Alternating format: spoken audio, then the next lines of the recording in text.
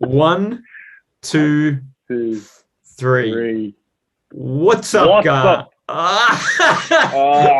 What's up, What's guys? up, guys? It's Rowan It's Terry. here from the HSC Economics Review. Now, as you can see, guys, we are stuck in lockdown right now, and we're grappling with the challenges of somehow getting synchronization in Zoom, which, surprisingly or not, it is actually quite challenging, as Terry and I have just found. But in today's episode, we're going to be bringing you the Federal Budget 2021-2022 update. Now, you might be thinking, wait a minute, this budget was released a little while ago. Like, wasn't it released in May? What are you guys doing? It's September. Why wait until now to release this? And a big part of the reason why we wanted to wait was, in particular, when the budget gets released, there's lots of information about what's in it, but there's very little information on analysis on it. And that's simply because there's been no time really passing for us to sort of see how economic conditions may play out. And so we've intentionally waited to shoot this episode so that we can, yes, talk about the key components and policies in the federal government's budget, but also be able to add some analysis to what they've provided now that the passing of time has occurred. And we're hoping that this is going to then help you be able to bring this into your essays, particularly if you're getting a macro or a fiscal policy related essay for your HSC. So it'll improve your overall analysis in your essays.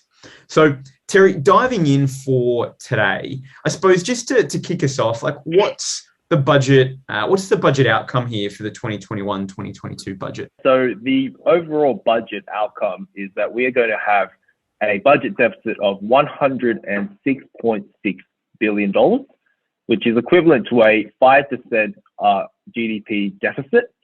And so if you look at that just on its own, that is a highly expansionary budget. But obviously, as you know, in your course, you are expected to compare it to the previous year. And so when you look at this $106.6 billion figure, it sounds massive, but we need to also remember last year in the 2020-21 budget, there was actually a budget deficit of $161 billion, which is significantly larger than this one. So when you see that the budget deficit has actually gotten smaller, it might actually appear to be a contractionary stance. But Rowan, how true is that? So I think you're right. If you're looking at it technically, contractionary stance, but I think because we're looking at just the sheer size of this deficit being, over $106.6 billion, I think the thing we've got to really appreciate is that the overall impact of this budget is still going to be a highly expansionary in nature. And so even if technically we might be able to say, look, compared to last year, it's a smaller deficit and therefore it's mildly contractionary.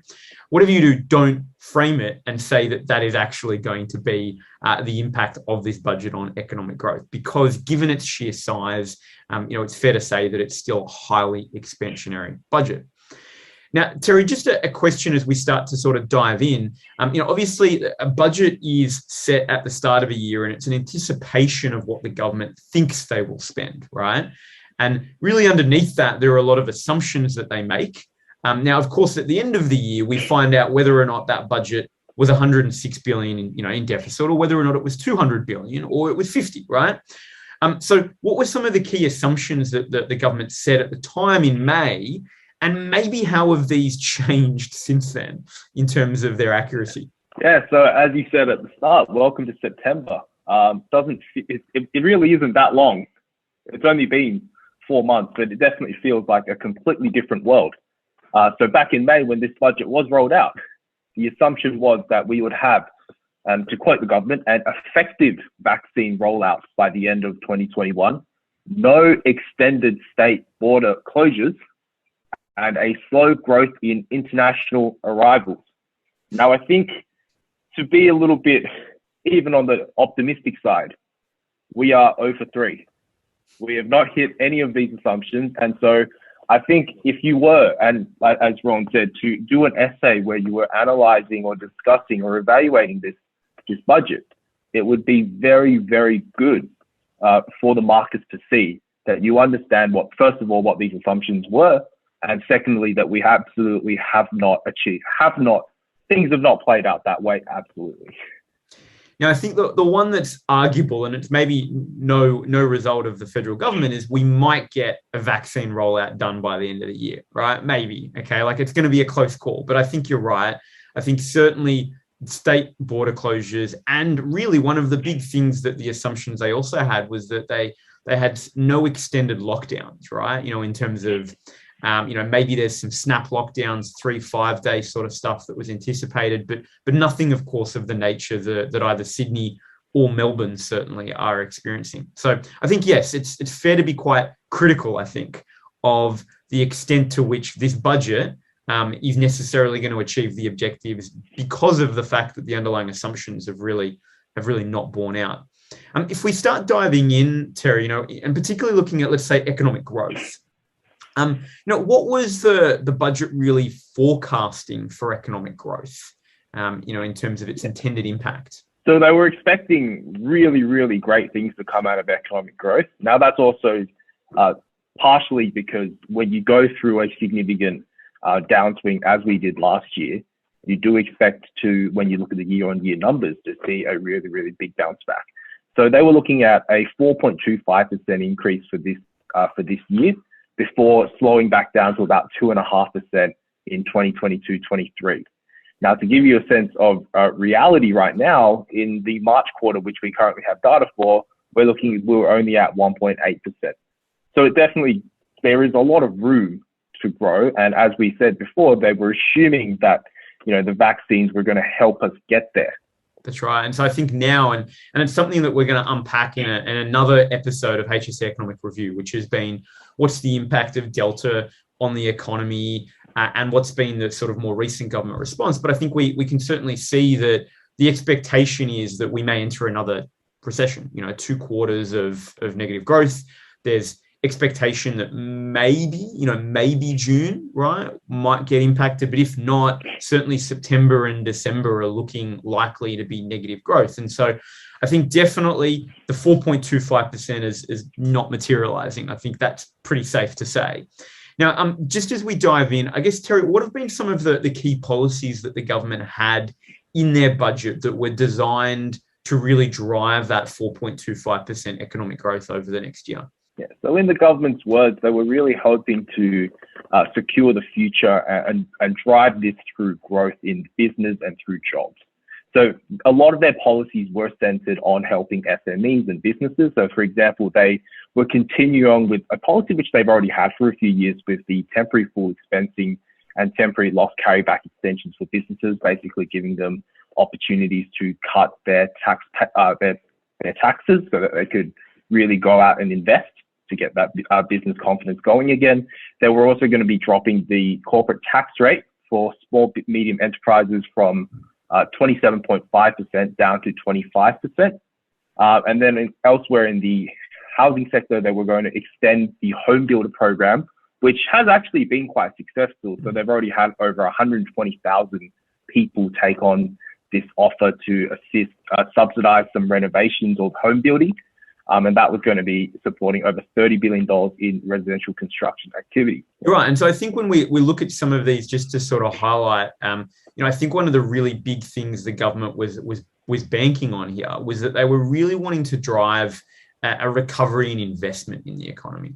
So I think one of the big sort of concerns that, they obviously had was that the sort of lockdowns last year really hit business confidence in future conditions and really impacted therefore the level of investment that was occurring.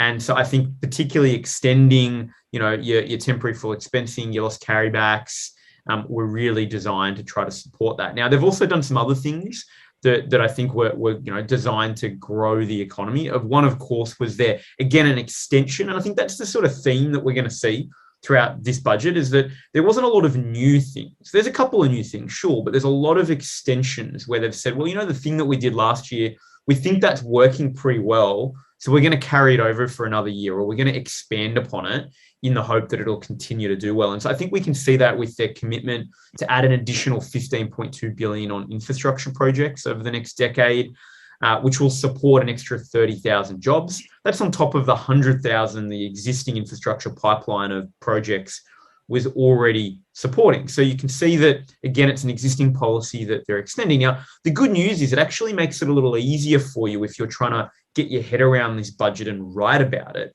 because arguably there's been a lot of fiscal policy in a very short period of time. Like if we think about it, it almost feels like there's been non-stop fiscal policy since March last year, right? In terms of, updates and new policies being rolled out outside of a typical sort of budget or mid-year sort of update.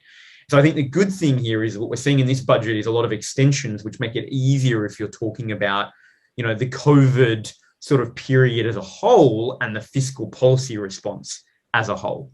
Now, there have been also some tax cuts here, Terry. How are these tax cuts designed to drive economic growth? So again, it's one of two things. So either they are bringing forward things which they've already had planned, or secondly, they are just continue on, as you said, with things that they believe have already worked in the past. So the first one of those is that they're bringing forward some of their planned tax cuts. So they had these plans from quite a few years later on, but they've decided to bring them a little bit forward now. And so in their personal income tax plan, they've just increased the upper limits of those tax thresholds. So the 19% tax threshold went up from 90% personal income tax bracket. It went up from 37,000 to 45,000. And then the 32.5%, this one was really quite a big increase. It went up from 90,000 to 120,000. So what that basically means is that households can earn more money before they get pushed onto that next tax bracket, which is going to help them save quite a bit of money. And I think they've got some estimates here already that they have they're expecting to have about $25 billion worth of savings on tax. And then on top of that, they also have just continued the Lamington, as they call it, the low middle income tax offset, which they've just continued on. They said they were going to they said they were going to finish it last year, but they've just decided we'll give it another year in 2021-22. And so they've delivered an additional $7.8 billion in tax cuts. It's the 1080 one. If you guys remember, we've covered that one last year before that. So they've just continued that to give households a bit more of a tax refund. And that's going to add $7.8 billion to the economy. So I think in sort of looking at that, I think what's particularly interesting is I think clearly the play there is about, well, let's put more disposable income into people's pockets and let's use that to drive consumption. I think before we sort of do a little bit of analysis on, okay, to what extent will this actually work in driving consumption, the thing that I find interesting is, of course, is that tax cuts only work when you've got people in jobs, because you need to be having a job and earning money to get the benefits of a tax cut. And so I think in some respects, the interesting outcome right now, is that as unemployment levels are, yes, they're at historical lows, and we're going to talk about that, in terms of 4.6% recent data. I think the risk that Delta brings, of course, is that we see unemployment levels increase again, and therefore some of these tax cuts and the impact of these tax cuts maybe aren't quite what they were designed to be. What do you think is going to happen with consumption? Because I feel like this budget really is banking on, and I think the data showed as well, that they were really banking on a significant turnaround in consumption to occur from last year to this year. What was that turnaround, and what do we think? Do we think that's going to happen? Yeah, so just to give you an idea of the numbers in the budget, in the Treasury papers, they were saying that they were expecting household consumption to grow by 5.5%, which was a huge increase from just a 1.25% increase in the previous year. So they were basically expecting, one of the greatest turnarounds in history. And at the same time, they were also hoping businesses to also have a pretty big turnaround as well, because last year business investment fell from 5%, and now they're expecting to grow at 1.5%.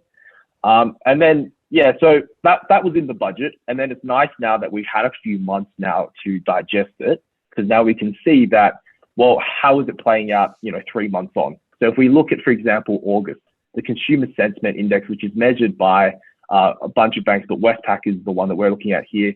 They basically have a look at how consumers feel about the economy, whether they have confidence to go out and spend, some of that money that they're saving from tax cuts. And the bad news for the government right now is that, unfortunately, they don't. So the sentiment index has actually dropped 4.4% to 104.1 in August, which is the lowest point it's been in a year. So it almost feels like we are back where we were last year. Mm-hmm. Exactly right. And I think it's interesting because a big part of the analysis, and this is something that PwC sort of shared as well, is that the government in these policies was really looking at wage growth picking up to drive consumption, right? Because obviously the single most important determinant of consumption in an economy is the level of income. Hence why tax cuts are a key pathway to driving disposable income and therefore consumption. And I think the challenge, of course, though, is that, and we're going to, when we get to inflation, we're going to see that wage growth hasn't been happening. It's that, in fact, real wages have been going backwards. And so I think the real concern here is, notwithstanding even sort of the impacts of lockdown, this budget was relying upon wage growth supporting that rapid turnaround in consumption, which doesn't look like it's going to occur. What about investment? So what is that even possible as well? That sort of turnaround in investment. Well, I think, when we have a look at consumers, I think it's probably easier if you're to think about households getting a bit more momentum compared to a business, just because with businesses, as a business owner yourself, Rowan, there's a lot more risks involved, and there's a lot more planning that needs to happen. And so I think the spook in confidence is, if anything, probably felt more with in investments, because if you have a look at the NAB, so we're going to a different bank this time, the NAB Business Sentiment Survey, confidence saw a large fall of 19 points to -8 and is now well below the average of what it's been. So if anything, this has fallen even further. The government was actually counting on a 20 billion turnaround, essentially, through their tax relief to businesses. But if they aren't feeling confident, they're not going to take advantage of these programs. They are not going to invest. And I think that's interesting because the government was predicting that all of the policies relating to drive investment was going to create about $320 billion worth of investment in the economy and create 60,000 jobs, which I think, stepping back right now, hopefully it's going to have some impact, of course, but it's hard to see, given where business confidence is right now and where it's going to remain for some time, I think, it's hard to see it having that level of impact, both on the total level of investment in the economy and the level of job creation, 60,000 jobs as a result. Now, I know, I think, Ross Gittins had some great stuff to say broadly, and I thought it was a great way to sort of capture, I think, the real challenge that the Australian economy and the government faces as they sort of design, their policy. What did Ross Gittins have to say? So Ross Gittins is a fantastic commentator of the economy, and he often does like to draw from what other people have said in the past. And he had a great quote from the former Bank of England Governor Mervyn King. He basically called what Australia is in a slow growth trap. So essentially what's happening is that our problems right now are structural. And if you remember in your course, a structural problem is to do with the way that the economy is set up, the way that it produces things. And these are very long-term, long-lasting, deeply embedded issues that don't just get fixed overnight. And so I think it's quite interesting that when people look at COVID, they think it's more of a cyclical thing. But in reality, it is a cyclical downturn that's more or less just exposed our big long-term issues. And that's what I like to think is our slow growth trap. Mm-hmm. I think that's exactly right, because I think what we're really looking at here is this challenge that, Australia, hasn't had an unemployment rate of lower than 4.5% in 12 years. We haven't had wage growth above 3%. We haven't had core inflation near 2% in 5 years. So if you look at these sort of key metrics, they were already struggling before COVID. And then, COVID coming in has really exposed okay, yes, even if the government's going to spend a lot, actually, is all that going to do take us back up to where we were before, which already had problems? Let's keep moving and look at the labour market and unemployment a little. I know that this is probably an area where arguably the government has probably exceeded expectations. So I know that, they were expecting maybe to get unemployment to 5.5% by the June quarter. of 2021. Now we know that, July data was 4.6%. So, almost 0.9%, lower than the sort of suggested goal that they had. And they had anticipated that, they might reach the 4.75% by June 2023. So in other words, they'd given themselves really 2 years to get to a 4.75%, level of unemployment. And so to find ourselves at 4.6% in July 2021 is almost 2 years ahead of schedule and then ahead of the goal itself. So on the face of it, looks good, right? On the face of it. Now, what are some of the policies that the government put in place in this budget to drive, labour market outcomes, Terry? Yeah, so I think the big one is that they put a lot of money dedicated into apprenticeships and just retraining the economy. So as we said at the start, a big part of this budget was to try and create some long-term growth through jobs. And so they were looking at retraining up, especially with the younger workers, because as we know last year, the youth were really severely impacted by this COVID lockdown because it was just affecting industries which are predominantly employing young people. So they had $2.7 billion invested over 4 years in their boosting apprenticeship commencement wage subsidy, which would give support to over 170,000 apprentices and trainees, pay some of their wages while they got their training. So to really encourage a lot more people to take up apprenticeships. We also had, as we've mentioned before, the infrastructure pipeline, which provides not only jobs in the short term while those projects are being undertaken, but then also jobs in the long term once those projects are complete and facilitating an increased level of productive capacity. We've also got just more in schooling because we understand that schooling is going to have to continue to get more funding. And then also a big one was childcare education. So if we remember there were childcare subsidies during the COVID time to give parents an opportunity to still work. But now they're really ramping up that funding in childcare education with $2 billion over 4 years as well.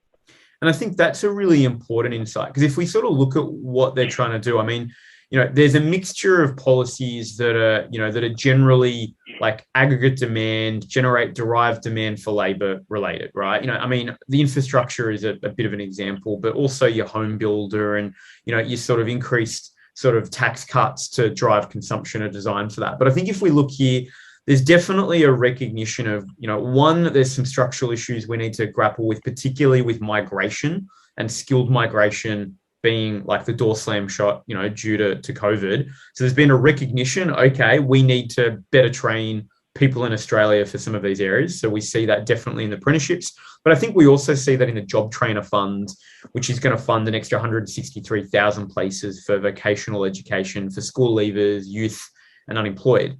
I think that childcare is a really interesting one because for me, that was very much about participation in the labour force, right? Obviously, one of the big challenges for families, right, whether or not it's a mother or father, is that having a kid makes it harder to return to work. And if you've got a smaller sort of working age population or a labour force, I should say, because you've lost skilled migration, it's really important, I think, to find a way to make sure that you're bringing more of that hidden unemployed potentially back in to your labour force, right? People that would love to work, but maybe personal circumstances are preventing them from doing so. Childcare being one of them. And so I think that's certainly been an interesting policy, particularly designed to lift participation. The other thing that I think was interesting, and we'll jump in and look at a bit of analysis in a moment, was also though their attempts with $100 million in infrastructure to build the digital skills of Australians.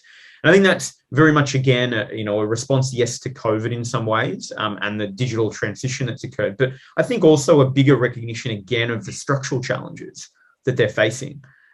Structural challenges around, again, not being able to necessarily access skilled migrants from overseas, or B, challenges in, training young people for a changing world of work that has a higher reliance on, digital skills. What's some of the analysis here, Terry? So, do we think these are going to drive ongoing the levels of employment they suggest? I mean, as we talked about, it's already at 4.6%. I know the government's been holding on to that as their sort of, economic cred right now, given everything else seems to have fallen apart for them? Yeah, so as you were saying, a lot of this was quite future-proof, and I got to say, I do really appreciate and understand why they're going with what they've gone. So the overall picture is that they're hoping to create more than 250,000 jobs by the end of next year, and I think the thing with training and learning and it's a little bit different from work, because I think in terms of, even though when we have lockdowns, I would like to think that the opportunities to study and learn is probably not as disrupted as it is with work. So I think when you compare the growth impacts of Delta and then the unemployment impacts of Delta, it's probably not felt as much. And I would say maybe we're seeing this unemployment rate fall because they've also probably taken some students out in participation, people who've gone back and taken up these offers to do vocational training, people who've taken up offers to do apprenticeships. Mm-hmm. That's right. And I think also just the lack of skilled workers in Australia and those that are to go home, I think that also is sort of played a role in driving it down. I mean, look, it's interesting. The data again from, and this is some data that Labor provided, interestingly, because they were quite critical in the past of the government's policies around apprenticeships, is that right now there are 150,000 fewer apprenticeships than when the coalition government took power. So I think what's quite interesting is that there is a bit of catch up that needs to be played here. And that's, I think, what this policy is really trying to do. Okay, so if you look at it, September of 2020, there was roughly 264,000 apprentices, where in 2013 there was about 412, right? So you can see there was quite a gap. So this budget expects to add 170,000 more to the 100,000 they already anticipated would start. And so I think it is hopeful because the government has shown that, almost 54,000 employers have already taken up 140,000 plus new apprenticeships. So it is definitely driving, that, which I think is really fantastic. What's been the impact? And I think I'd also just, go for it. I think I just also want to add was just that you don't necessarily want the apprenticeship numbers to be high all the time anyway, because apprentices have to eventually finish up. And so, at the same time, when they did have a look at 412,000 apprentices in the economy, if that wasn't translating to 412,000 jobs, then that would have been a limitation of that in itself. So that's a great way to evaluate. I think that's an awesome point, Terry. You're right. Like it's often good not to just consider the raw number and go, has it gone up or down, but actually ask, well, what does that mean, right? Like, what's the impact here? Is it, what is it designed to achieve? So I think that's awesome. With childcare, what's your take on the impact of their sort of childcare subsidies? So with the childcare, I think it does just reduce some of that disincentive that people have in going to work. Because I think you touched on it before, it's very difficult to go back to work when you've got small children to look after.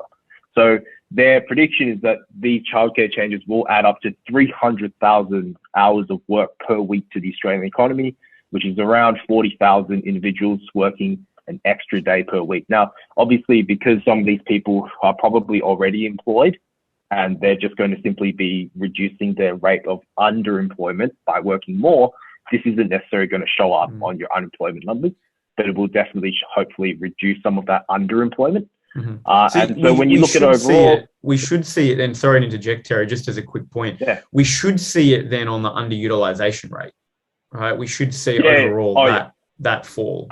Yeah, exactly right. And so when you do get that fall in the underutilization, typically that a good way to also see that is with just a higher level of GDP, because you've got more people working and they're doing more work for you as well. So they're looking to boost GDP by 1.5 billion per year. And they're expecting about 250,000 Australian families to take advantage of these childcare changes. Now, what I think is interesting is if we zoom out, I think KPMG and PwC have had some really great analysis that they produced on some of these policies. And I think, and this was certainly a sense that I had as well when I was looking at some of this, right, was that, it feels like a lot of these spending measures are going to support getting us to sort of the levels maybe of economic growth and unemployment that the government, again, short of COVID lockdowns getting in the way, right? I think just by the sheer volume of money that's being spent, whether or not that is fiscal policy or whether or not that is also not through QE, right, in terms of a macro response, it's clear that there's a lot of money being spent, and that's clearly going to, over the time, lift economic growth short of lockdowns and bring unemployment down. The challenge is, to what extent is it solving those structural problems that existed prior to COVID? Because the concern is it might get the levels up to a point that we think, amazing, this looks fantastic, but then how do we keep them there without continuing to have to fund, right, large deficit budgets or QE? And I know from looking at Japan's experience, for example, Japan has struggled to essentially wean themselves off QE, simply because I think arguably they were also and have experienced a slow growth trap, for many, many years. And so it's been quite challenging. I think that's probably the criticism here is, does this do enough to grapple with some of the structural issues, right? In some ways, it's good to see that it has some focus on structural problems, particularly around skill shortages, particularly around participation. But I think particularly given, that we know that, inflation was 3.8% over the last year. And we know that wage growth data shows that wage growth was at 2.1%, despite unemployment being at 4.6%. Because the whole point was get unemployment to 4.5. We'll get rid of spare capacity in the economy. It'll create some wage growth, which will drive consumption. And that's the ticker we need so that the government can start dialing back crazy levels of spend, right? Because we're dealing with one of those structural problems that we're experiencing, which was low wage growth. I think the problem is we've just seen an erosion of real wages by 1.7%. And so my concern looking at this is to go, well, this really does feel like it's some temporary stuff that's, basically like taking a V or a Red Bull, right? It's going to just get the economy firing for a period of time. It's going to look all good. And then as soon as that, that sort of stimulus is dialed back, we're going to see a return. What's your thoughts, Terry? Well, I really love the Red Bull analogy, because the next thing after you recover and you're on fire is that you have a crash. And I would like to also just echo what you've been saying, that this is really quite dangerous territory that we're in. To my knowledge, I don't really think we've been in a situation like this where we've been so close to our full employment rate, and yet wage growth hasn't really kicked off the way it should. And so it's really, really quite concerning. I think probably we can be critical of this budget.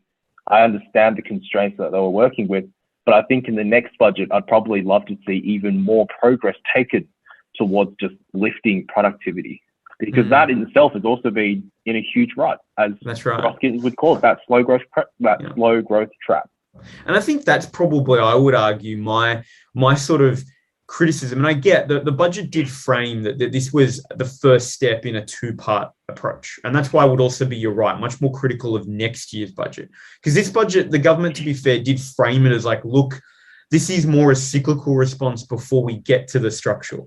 Now, I'm also going to be cynical. They were also doing that because next year's budget comes after an election, not before.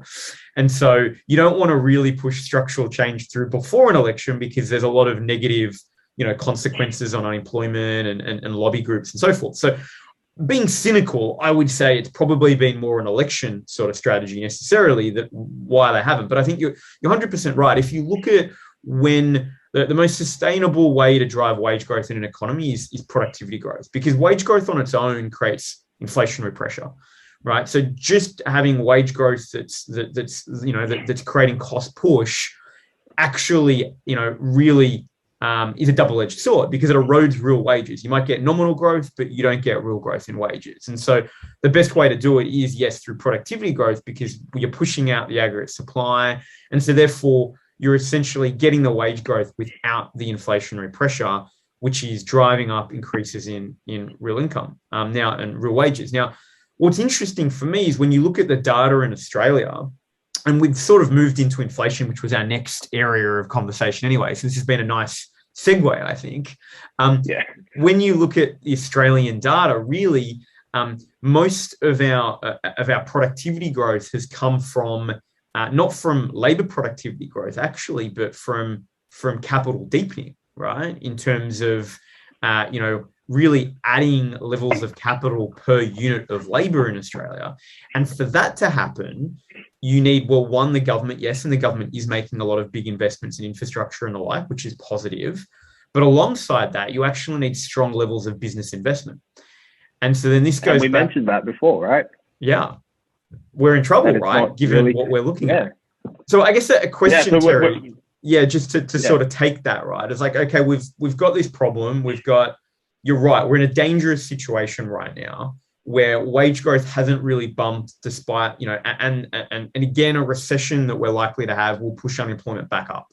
So we had this sort of little moment, right, where we got unemployment to 4.6 and yet wage growth didn't hit. And now we're seeing a likely recession. We're seeing increasing unemployment due to lockdown. So we're going to get more spare capacity kick in.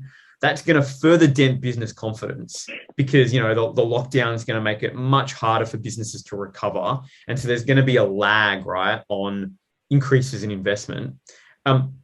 What does it mean? What does it mean for the next budget? Because I feel like this budget doesn't grapple with any of this, right? Yeah.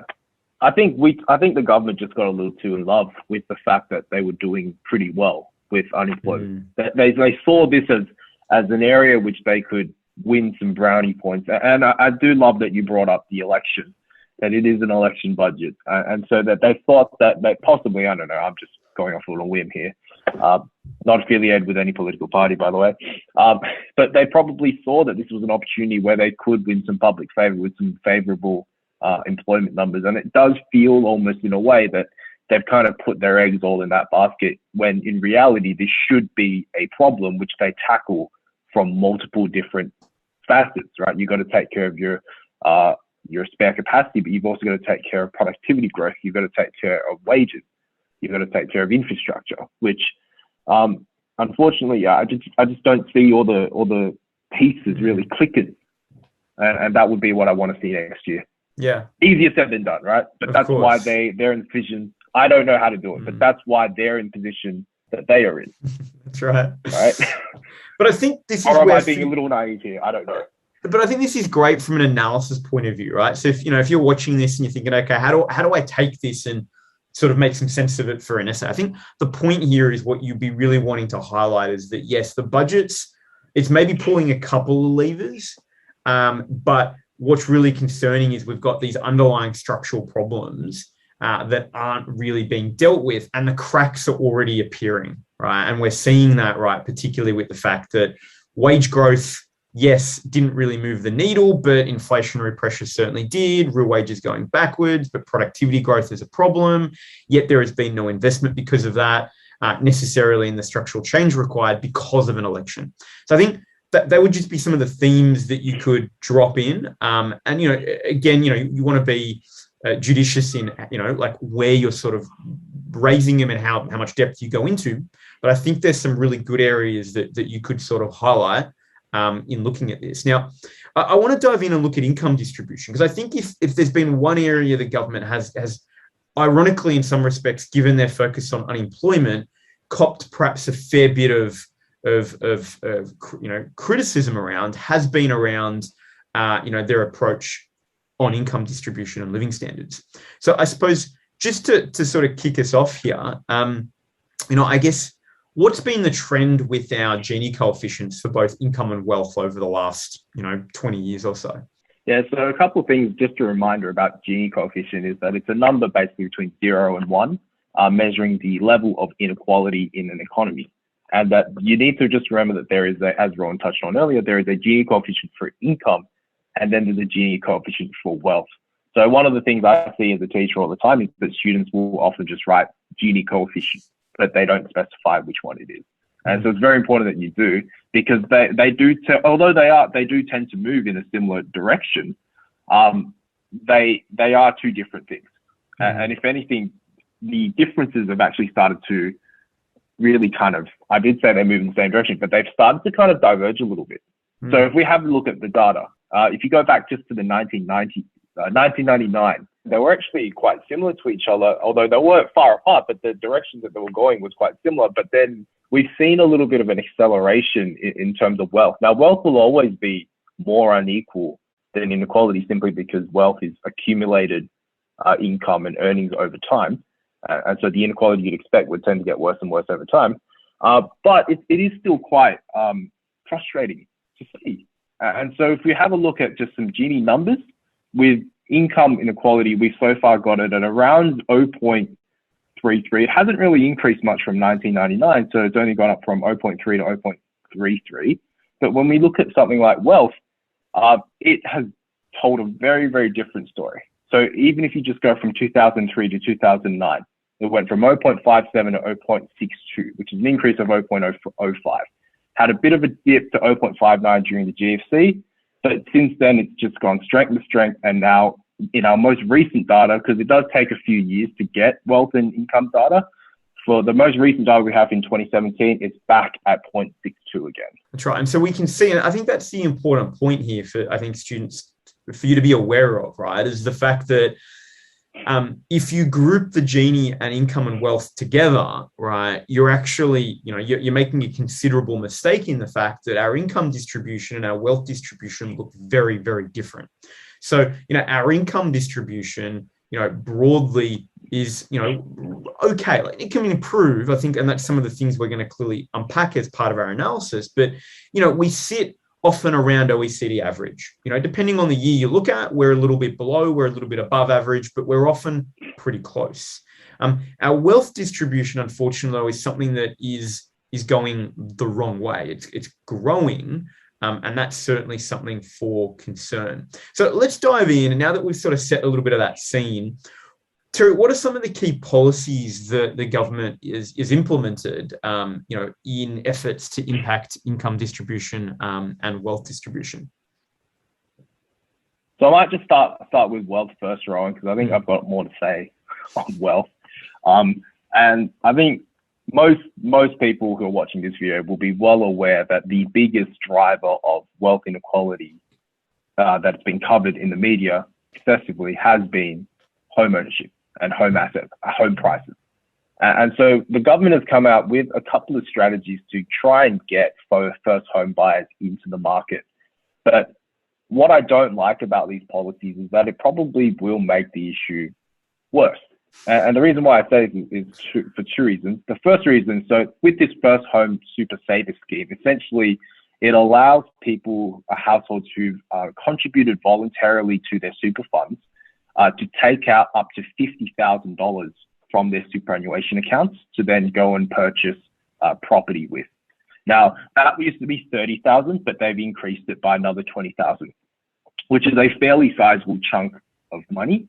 Now, the first reason why I don't like this is because when you've got superannuation, the whole basis of it is that you allow it to compound over the years, and it becomes a very valuable asset, up to usually about 20-25% of a household's wealth over the years. But when you take out such a large, significant chunk so early on, because these are first home buyers, they're probably my age, and they probably only have about somewhere around that amount of super. So you're essentially allowing them to take out all their voluntary contributions, and then they can contribute that to the deposit of a house. Now, the issue is that, that's fine now, but you fast forward 30 years, that's going to look that $50,000 is going to look very, very different after 20, 30 years of compounding, which is just going to continue to divide just those wealthy quintiles, the ones who can probably, and I'm going to sound really cynical here, who can afford a house through the bank of mum and dad, and those who are having to dip into their voluntary super contributions. And the second thing is that because of this, it's going to just increase further demand for houses, which is just going to place further pressures on those housing prices. And it's showed no signs of slowing down, even despite this most recent lockdown.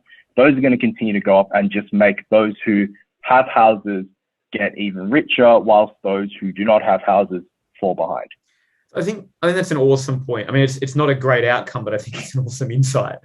And I think to build on it, I think the real concern is what it feels like actually then is two things are occurring. One, all that policy is doing is moving wealth, right? Moving what would have been wealth that was created in super into a house, right? And so it's not, there's a small element maybe of growth because you can put a little bit more in tax-free than you would otherwise be able to, sure. But really, I think you're right. Whatever they see in the loss of compounding and the loss of super over the long term, well, sure, they might see that in a property, but their overall wealth is not going to look significantly different. And then I think, secondly, what it does do, though, is it actually increases liabilities for the government over the longer term, because then if someone has insufficient super, when they retire, it's going to increase pension payments for people as well, right? And so I think it's got a couple of interesting consequences. Now, I'd certainly agree with you.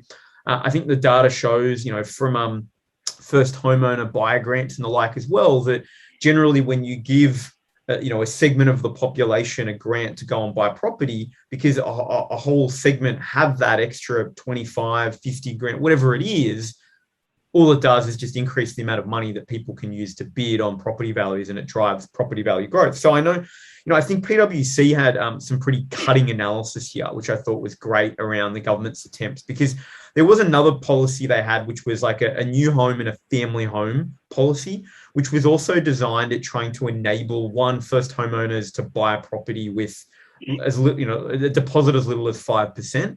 And for a family home as well, if you're a single parent, you could also buy a property with as little as 2%, right? And I think PwC was cutting. They were saying, wait a minute, so what we're going to do here is we're going to give perhaps some of our most, our most sort of financially vulnerable people, maybe it's single parents or young people that are struggling. We're going to basically enable them to buy increasingly expensive assets that are being inflated in value on 98% loans. So they're going to have this incredible debt that they're going to need to service.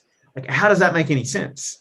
And so I think what's critical is that PwC said, look, if you really want to make houses cheaper, right, there are better ways to do it. You can deal with capital gains tax exemptions.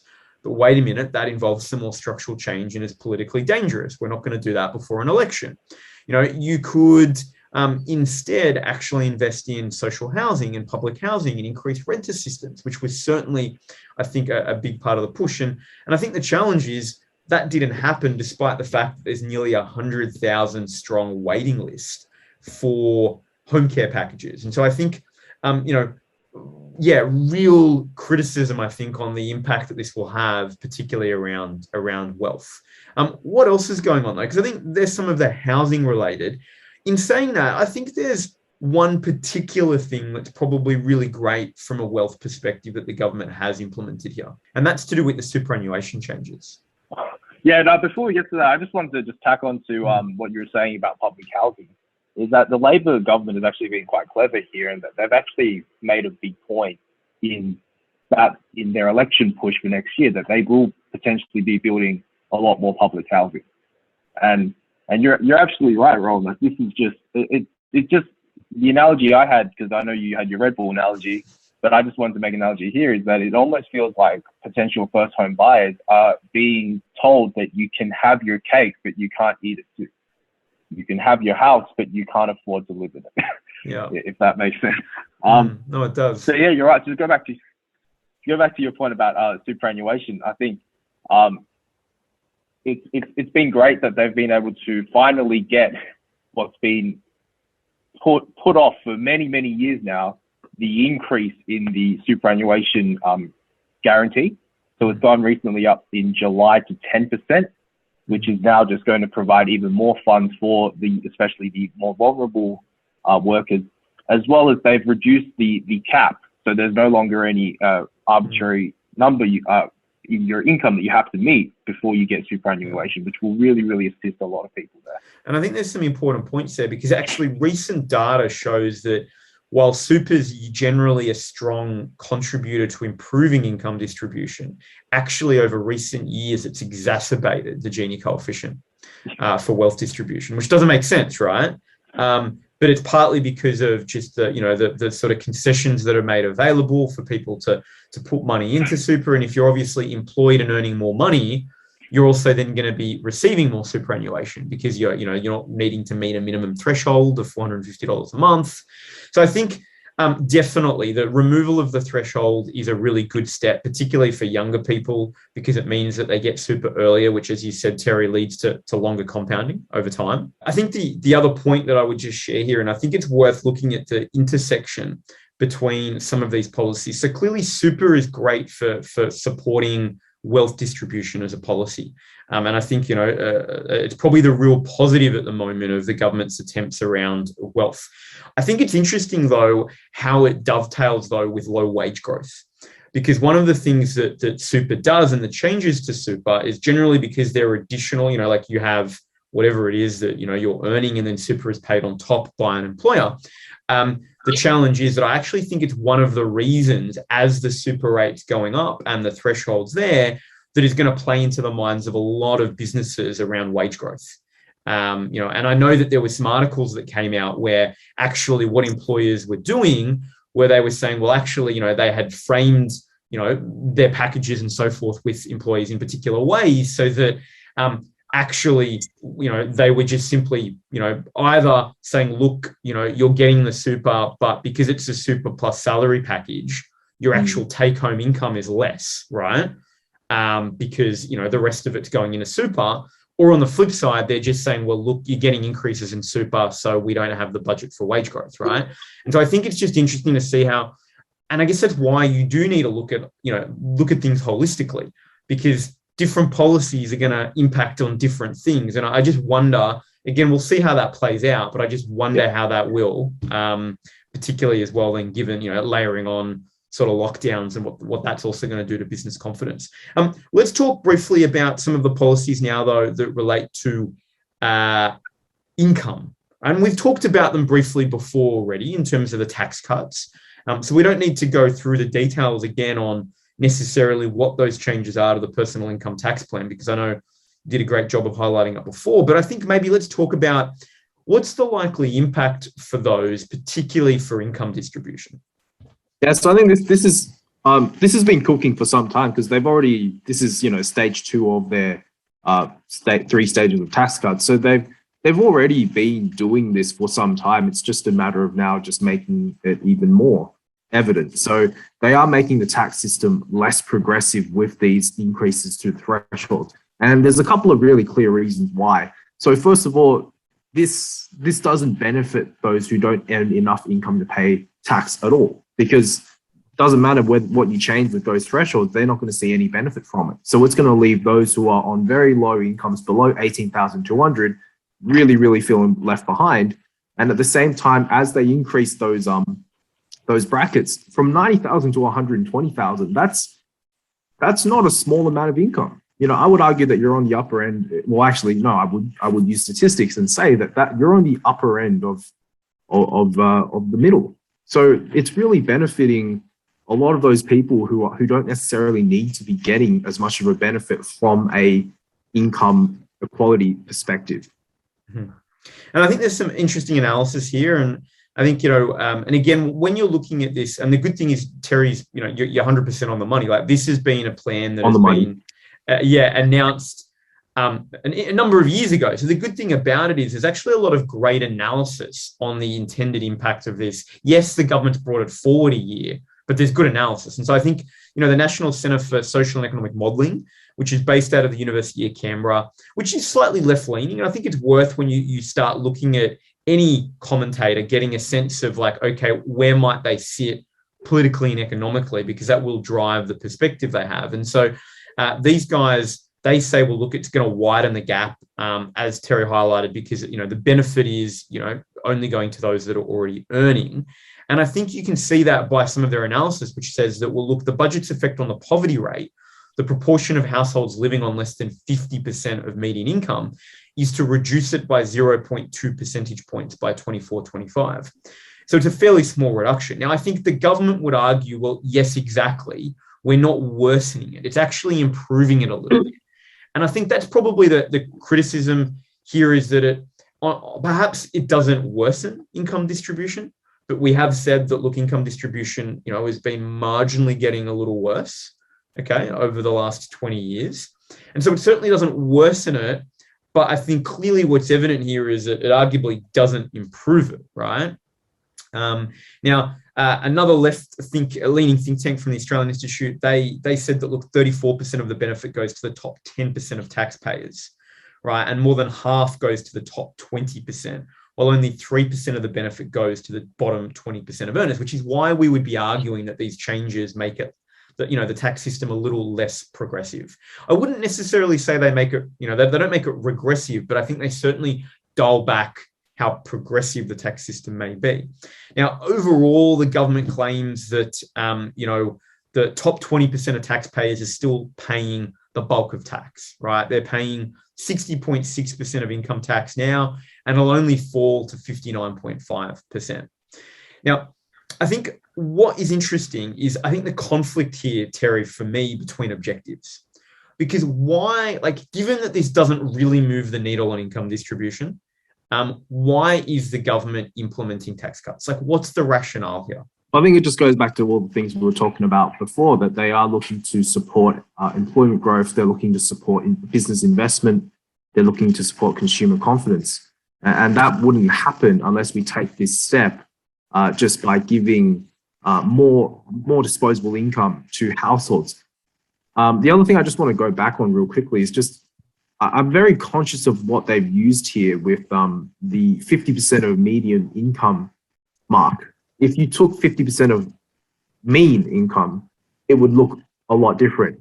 Because I think when you use median, which is based on rankings, it's obviously going to favor, it's going to make your inequality look a little bit better than it actually is without getting too mathematical than if you use mean. And so in other words, it could be that if we use that different number, right, that you're right, that maybe it does actually marginally worsen, right, the poverty rate as opposed to marginally improve it. I think, Terry, just a point that I think is quite interesting is that I know, and this is, I guess, a flavour between, the Labor governments tend to prioritise income distribution, right, just as an observation, right, where Liberal governments, I think, tend to prioritise the incentive effects of inequality. And so I think for me, not to say that this is driving inequality, but certainly because that's questionable, right, to what extent it does or it doesn't, maybe a little. But I think when I look at the tax cuts, the position is, well, if you can earn more and pay less tax, that creates an incentive effect, right, to essentially get out there and earn more. And if one of the challenges we're experiencing right now is some lackluster productivity over the last decade, I just wonder to what extent, yes, these tax cuts are both designed to drive consumption, sure, through disposable income, but also actually partly designed to also drive some of the productivity gains that can occur through incentive effects. Again, to what extent that actually plays out remains to be seen, but I think that's just something I observe with the sort of Liberal approach, right, or the coalition, I should say, because it's Nationals as well, approach to economic management. Yeah, because at the end of the day, they've got a voter base that they need to stay faithful to, such as the nature of partisan politics in Australia. And so, yeah, I think they can't. At the end of the day, they are quite limited in what they probably can do with income inequality. And at the same time, yeah, it's going to be interesting to see. It's also hard to measure, really. When you talk about the incentive effect, it's quite hard to measure, to put that in a measurable impact. If productivity numbers do improve, to what extent is that probably responsible from an incentive effect from lower taxes? You don't have the number. Right. Now, I think that the government's argument on that front, as a final point before we move into environment, is that Australia's tax rates, I think perhaps not as generous either company, because it goes to the same extent in some respects for companies, right? You lower the company tax rate, it's arguably an incentive effect there as well. I think the argument that the coalition has is that, well, if we look at other Western advanced economies, our tax rates, again, not for all of them, but certainly for a number of others, are actually higher. And so there's maybe some argument there to say, well, look, actually, by changing up our marginal rates of tax, we're aligning it with things that, that best practice potentially overseas. Now, to be fair, they haven't built a particularly compelling case around that. But I know that's certainly been some of the rationale. Let's wrap things up with environment. And I think, again, this is probably another area where, we can be quite critical in our analysis. Yeah, I thought you were just going to wrap. I thought the video was going to end there when you said environment. Well, we could almost, couldn't we? So look, what's the objective? That broadly we're sort of moving towards. Yeah, so when we signed the Paris Agreement in 2015, and I know you guys are students, you guys are probably sick of hearing this one. The goal is to fulfill our Paris Agreement objective to reduce greenhouse gas emissions by 26 to 28% below 2005 levels by the year 2030. To add a little bit of perspective on what that actually means in terms of our actual reductions, that requires us to reduce 50 to 52% of our emissions per capita and 64 to 65% reduction in emissions intensity of the economy between 2005 and 2030. Now, it's interesting because we've only got 9 years to get there. How would you say we've been doing in recent times? So yeah, I think when you frame it that way, and I think that's the thing that's great, like the 26 to 28% target, what does that mean? As soon as you sort of share that, Terry, it's definitely a little bit of like a, oh shit moment, for lack of a better way to describe it, right? It's like, how on earth are we going to get there? Now, I think, look, Australia arguably outperformed its first target with the Kyoto Protocol. Now, again, some questions about, well, to what extent, did they use credits to get there, etc. Putting that aside for a moment, let's just say that they outperformed that. Since then, though, I think there has definitely been, some criticism about our ability to achieve these. Now, while the government suggests that we're on track, they continue to say that we're on track. There is not a whole lot of evidence to suggest that we actually are on track. So the climate tracker said that, look, emissions for 2020 financial year will be 10 to 11% lower than in 2019, but that is literally because of the COVID downturn. And so in many respects, the government sort of got a little lucky on the environment front by the lockdown, right? Just cut emissions and actually helped us pull our emissions probably a little bit more into like the zone we need to be in as a trend to maybe get Paris. But clearly that's not a strategy. That's just luck. Yeah. Well, I mean, it's not luck if it happens twice, right? The data comes out for this year with how much lower the emissions will be. Well, they'll probably have something to celebrate over again. I wonder if, just as a quick sort of smart ass note, right? Like you see, the government calls an election in February, next year, let's say for May, right, or whatever it is, and the economy is still looking not great due to a technical recession over the prior, and so the one thing that's looking good is environment, and so they're trumpeting the fact that they're on track to reach Paris. Like that would be very, very funny. So unlikely, but very, very funny. Sorry to interrupt. Jump on in. What's the government trying to do? What's the policies that they've put in place, if we could sort of call them policies? Yeah, so I do remember when they unveiled this budget, a lot of people were just basically having a bit of a look around for environmental policies. There really wasn't an awful lot. But just to kick things off, they've got $3.5 billion for the National Water Grid Fund, where the government's just opening up new irrigated areas, giving farmers access to more water and creating more jobs in the industry. Now, for me, that doesn't really sound like an environmental policy. That sounds more like an agricultural policy. And the job policy, if we're being really honest here as well, right? Yeah. And I think that's what I observed. I felt like a lot of the policies were... It seems like a very common theme. Yeah, definitely. What else have they got? So we've got $215 million to support investment in new dispatchable generation and deliver affordable and reliable energy power for consumers in the nation's electricity markets. I think this is just to really supplement the renewable energy sector that has, to give credit to the government, has been growing. But I think continuing to supplement that. I think ScoMo's a little bit hesitant to just kind of get rid completely and go full renewables. So yeah, that's it. And I think probably a couple of other areas that I think are maybe a little more climate and environment focused, right? You've got $209 million for an Australian climate service to start looking at how we respond to climate and natural disasters. I think critical, given, of course, both the bushfires, but also, issues with the Great Barrier Reef and the sort of bleaching. It's got $1.2 billion for low emissions technology. Great.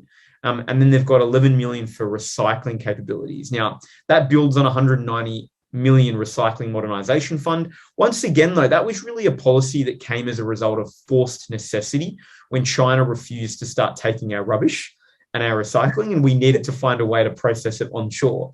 So rather than being something that's necessarily leading, it is quite reactive. Now, I think I saw this and I laughed out loud. I thought it was hilarious. There was some great analysis PwC did on the budget, Terry. What did they identify in this budget? So basically, just to quote them, I think it's better if we just hear it directly. The lack of leadership on climate change remains a concern. Across the 386 pages of the government's budget strategy and outlook document, the words climate change were used once. Where global superpowers are touting a green recovery and transformation to carbon neutrality is seen as a growth generator, the lack of vision about the potential for Australia is arguably a big miss by the government. Yeah, I said it better myself. Yeah, I mean, that is just pretty incredible. One reference. And I think my point when I read that was that you only get to one reference if you've had an intentional strategy when you've been writing the budget to actively not use the word climate change. Like, you've got to try to do that, right? So I thought that was hilarious. I think what's interesting to build on that is that Australia, the UN actually were also very scathing. So it's not just PwC. The UN did a report basically where they found that out of the world's largest 50 economies, we were at the bottom in driving a green recovery off the back of COVID as a pathway to economic growth. So we spent maybe $2 billion, arguably, on green initiatives during the COVID recovery in 2020. France spent $57 billion, South Korea $54, Germany $47. China 41. And so, Germany spent $9 billion on hydrogen alone. And so you sort of look at that and you think, oh, geez, right? Like, Australia spent 30 cents in every $100 of the budget on climate crisis. And this is after having our worst bushfires ever and broad recognition that the intensity of fires and the frequency of fires were a result of climate change. So some real concerns here in terms of the budget. What did and Climate Tracker are usually incredibly scathing of Australia as well. What did they have to say, Terry? I love reading from them. Like, when they do their updates, it's a pretty good read. So they said the Australian government has initiated a gas-led recovery rather than a green recovery, and has continued to signal its support for the coal industry. The government has shown no intention of updating its Paris Agreement target, nor adopting a net zero emissions target, with the Prime Minister specifically ruling this out. Now, I do have to wonder, is that the most recent? Because I do believe that kind of backtrack a little bit. He did. He has backtracked on that. So Climate Tracker, yes, at the time that was the case. You're right. ScoMo is since, they haven't confirmed it, but they've sort of, they've dialed back from that clear stance to suggest. But there's still nothing concrete. Yeah, exactly. It might one day become a possibility. Who knows when. So what's the government been focusing on? Like, what's their strategy that Climate Tracker identifies? Well, to be honest, they call it a technology neutral approach. But first of all, I don't really know what that means. And second of all, whatever it does mean, it's very clearly being contradicted by their focus and continued focus on gas. And I think what goes to the heart here with the environment, I think it's a wonderful example of conflicts in economic policy and political constraints of economic policy making, right? Like, a clear conflict. Clearly, Australia has, a huge industry both in gas and in commodities and in coal and iron ore and the like that drives economic growth. And so there is a tension, of course.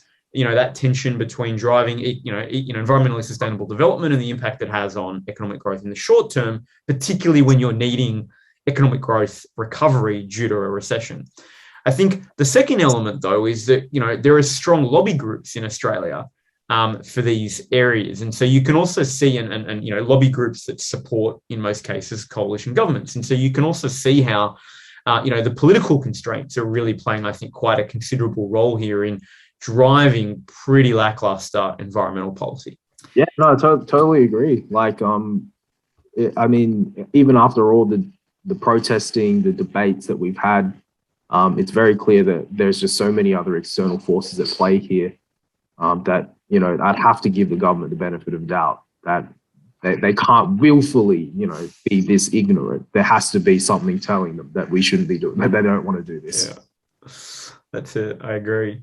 Now, look, guys, just to bring it to a wrap, what we've hopefully been able to help you guys sort of do here is think about how you analyze policy. And I think the important thing to highlight is that, you know, what we haven't done, short of maybe some early at the beginning of this session, was some early, like, overarching analysis, right, on, okay, like budget deficit size, that sort of stuff.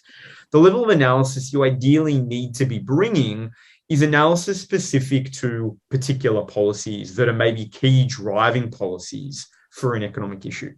And so at least my hope certainly is that what this has given you is at least some starting points in some directions that you could take on the analysis that you might use if you're writing about, you know, this particular budget, you know, the 2021-2022 budget, in your fiscal or macroeconomic essays. Before we wrap up, Terry, were there any final comments that you had that you wanted to share? Yeah, just from a teacher's point of view, from a marker's point of view, I think just with the recent events in the economy, just what we do like to see a lot more of, I think now, is just more careful consideration of how policies actually link and relate and impact objectives in the economy. So I think a video like this is absolutely necessary to anyone who's doing the course this year or even next year, because it's just become, you know, the course is the beautiful and the ugly thing, I guess, about this economics course is that it's so dynamic that it just has to continually evolve. And your teachers at school aren't dinosaurs. Like, I'm not a dinosaur. I move with the times too. And so, yeah, what I have seen is there has just been this gradual, more increased need for more critical analysis. And I'm just grateful that I can do it with you, Rowan. No, likewise, Terry. I think that's an awesome insight, because I think you're right on the money in the sense that, you know, while we often view economics as this, you know, ceteris paribus, all things remain equal, let's look at things in isolation, I would certainly agree. And look, guys, you'll see this, you know, when we release our, you know, our predicted questions, I'm sure, in the coming months as well, closer to the HSC exam. But there is that increasing expectation of the integration between issues and between policies and the understanding of those interconnections. So I think, you know, you've really hit it. Yeah, when we started, you know, HSC Economics Review all the way back in 2019, I don't think neither of us really saw it having this kind of place. You know, obviously this is up for the value in it is up for the viewers to decide. But I definitely feel like there's never been a time where we need this more as a student. Because if I think back to the time when I was a student, I would have been so desperate for something like this. I'm glad that it's here. And that's why we're doing it, right? Ultimately, which is really cool, right? It's spending our Sunday afternoon in lockdown, hanging out and talking about economics. So, guys, just as we wrap, a couple of things. Stay tuned. We've got a bunch more coming. You know, we've got, you know, obviously, we've got a video coming that's going to do a deep dive on the impact of Delta on the economy. You know, the recent economic data that you can be utilizing in your essays. So stay tuned for that. We've got one also looking at just the impact of the size of the government's debt on the economy and what that means, how they're funding it, an explanation of all of that, because that's often an area of confusion. And of course, we will, as always, release our predicted HSC Economics exam questions, although they will come. I know I've been getting lots of emails and you know, messages on YouTube and the like. Generally, we release them a couple of weeks before the exam itself. So they keep delaying the exam, so we're delaying the video. Yeah, exactly. Awesome. That is it for today. Awesome doing this with you, Terry. And everyone, if you have any questions, let us know. Leave them in the comments below. Otherwise, we will see you on the next episode of HSC Economics Review.